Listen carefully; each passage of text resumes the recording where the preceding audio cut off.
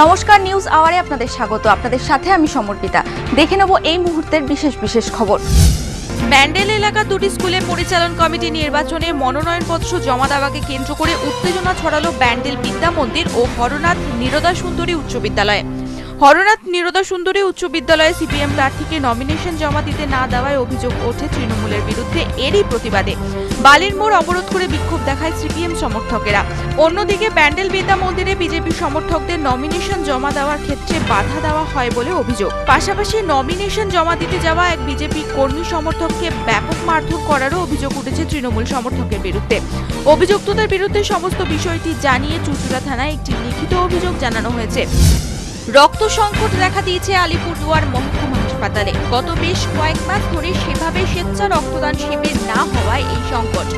24 ঘন্টা রক্ত পরিষেবা প্রদানকারী রাজ্যের 3টি সরকারি ব্লাড ব্যাংকের মধ্যে অন্যতম আলিপুরদুয়ারের এই ব্যাংকের রক্তের মজুদ হ্রাস পেয়েছে।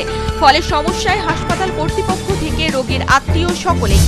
চিট ফান্ডের বারবারন্ত নিয়ে রিজার্ভ ব্যাংকের উদ্যোগ প্রকাশের মাঝে ম্যাচুরিটির টাকা ঠিক সময়ে না দেওয়ার অভিযোগ উঠল একটি বেসরকারি সংস্থার বিরুদ্ধে। ডিসেম্বরের 1 তারিখেই ওই বেসরকারি সংস্থার গ্রাহকদের ম্যাচুরিটি শুরু হওয়ার কথা থাকলেও টাকা দেওয়ার ক্ষেত্রে টালবাহানা শুরু করেছে কর্তৃপক্ষ বলে অভিযোগ উঠেছে গ্রাহকদের তরফে। যদিও এই বিষয়ে কর্তৃপক্ষের দাবি তারা সময় মতোই গ্রাহকদের টাকা মিটিয়ে দেওয়ার ব্যবস্থা করেছে।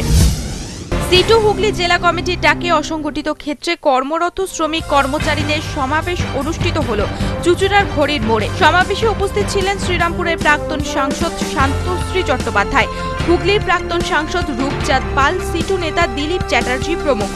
শ্রমিক পরিবারকে বিপিএল অন্তর্ভুক্ত করা, শ্রমিকদের ন্যূনতম মজুরি মাসিক 10,000 টাকা করা, অসংগঠিত ক্ষেত্রে শ্রমিকদের সামাজিক সুরক্ষা প্রদান করা, স্বাস্থ্য বীমা প্রকল্প চালু করা সহ 13 দফা দাবিকে সামনে রেখে এদিন ওই সভা অনুষ্ঠিত হয়। আসন্ন পঞ্চায়েত ভোটকে লক্ষ্য করে পূর্ব মেদিনীপুরের তমলুকের নিমতৌড়িতে সারা ভারত ফরওয়ার্ড ব্লকের 5ম জেলা সম্মেলন ও প্রকাশ্য সমাবেশ অনুষ্ঠিত হল। এদিনের প্রকাশ্য সমাবেশে কেন্দ্র ও রাজ্যের তীব্র সমালোচনা করেন অনুষ্ঠানে উপস্থিত প্রাক্তন মন্ত্রী নরেন দে, হাফিজ আলম শাইরানি এবং জেলা সম্পাদক গোপাল মাইতি। খুচরো ব্যবসায় বিদেশি কোম্পানির হস্তক্ষেপে আখেরে দেশের ক্ষতি হওয়ার আশঙ্কা ব্যক্ত করেছেন নরেনবাবু। এছাড়াও রাজ্য সরকারের কোনো কৃষি নীতি নেই বলেও অভিযোগ করেন তিনি। এদিনের সমাবেশে রাজ্য সরকারের সমর্থক ভূমিকার সমালোচনা করেন ফরওয়ার্ড ব্লক নেতৃত্ব।